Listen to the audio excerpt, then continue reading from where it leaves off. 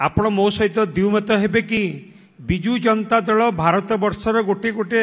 सबुठु सफल आंचलिक दल कि नुहे से कथारे मोर द्विमत हेबे कि सबुठु सफल आंचलिक दल। द्वितीय कथा आम नेता नवीन पट्टनायक सबुठु successful leader in India. Bharat वर्ष आप ओडिशार इतिहास को देखंतु दुई तीन जन को छाड़देले आउ कई 5 वर्ष भी मुख्यमंत्री हो पारि नांती किंतु नवीन बाबू जड़े एपरी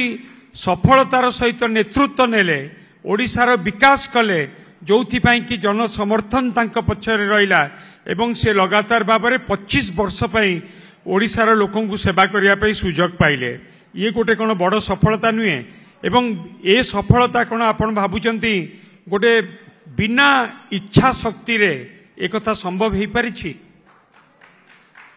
प्रताप बाबू जेतेबेले इच्छा शक्ति को लेकर आम आलोचना करुचु सेतेबेले से गोटे प्रश्न रहिबा आपण निहाती भाव में कहउचंती जे 25 वर्ष आपण शासन करिसंती एवं जदि मुख्यमंत्री रही थांते नवीन पट्टनायक ताहले हाईएस्ट सर्विंग मुख्यमंत्री हेई जाई थांते वर्ष 2 वर्ष रे मु बुझिया पई चेष्टा करिबी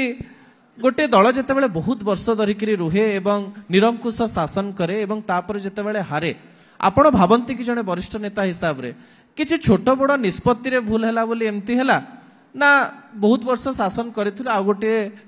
दल शासन करू सेतरे किछि असुविधा नाही रेकॉर्ड करिछु आ कोन दरकार नहीं दुईटी कथा